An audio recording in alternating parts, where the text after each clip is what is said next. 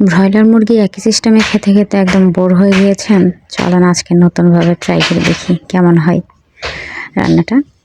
তো প্রথমে আমি একটা প্যান বসিয়ে নিলাম। প্যানে আমি কিছুটা তেল দিয়ে দিচ্ছি। তেলের মধ্যে একটু লবণ দিয়ে তেলটা ভালো করে মিশিয়ে তারপর আমরা মাংসগুলো ভেজে নেব।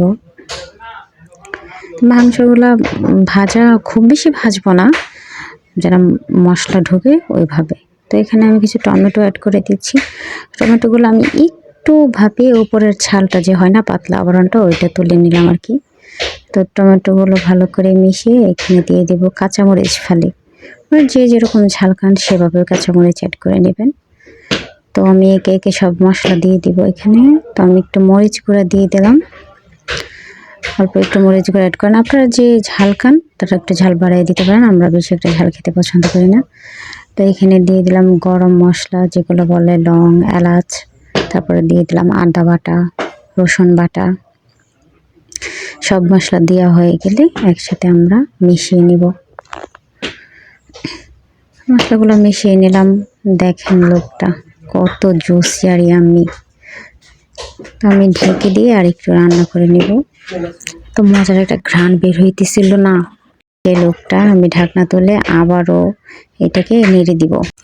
রান্নাটা অনেক ধৈর্য নিয়ে করতে হয় রে ভাই, তাড়াহুড়োর কোনো কাজই ভালো হয় না, রান্নাটা তো আরও না, জন্য ধৈর্য নিয়ে করতে হবে।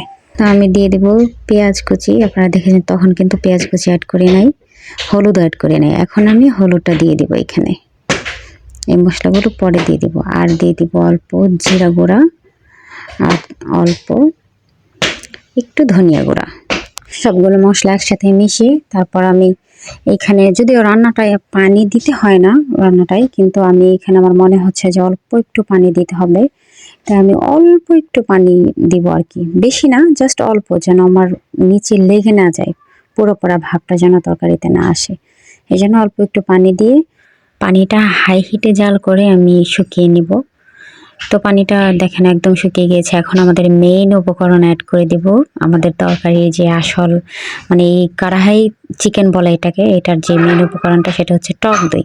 তো আমি কিছুটা টক দই আগে থেকে ফেটিয়ে নিয়েছিলাম একটা বাটিতে।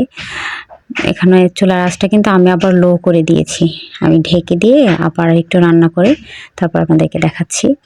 এই যে দেখেন আমার তরকারিটা অলমোস্ট হয়ে আসছে। আমি একটু আদা কুচি উপর থেকে ছিটিয়ে দিলাম। তো আদা কুচিটা দেওয়ার পরে আবার অল্প একটু রান্না করে নিতে হবে। দেখেন আপনাদেরকে দেখাচ্ছি, ওয়েট ওয়েট ওয়েট। এই যে দেখেন আমার তরকারির লুকটা, জাস্ট দেখেন। তো তরকারিটা কেমন হয়েছে আপনারা আমাকে জানাবেন, অবশ্যই বাসায় ট্রাই করবেন। আর এতক্ষণ ধৈর্য নিয়ে দেখার জন্য অসংখ্য অসংখ্য ধন্যবাদ। সবাই ভালো থাকবেন, সুস্থ থাকবেন। আল্লাহ হাফেজ।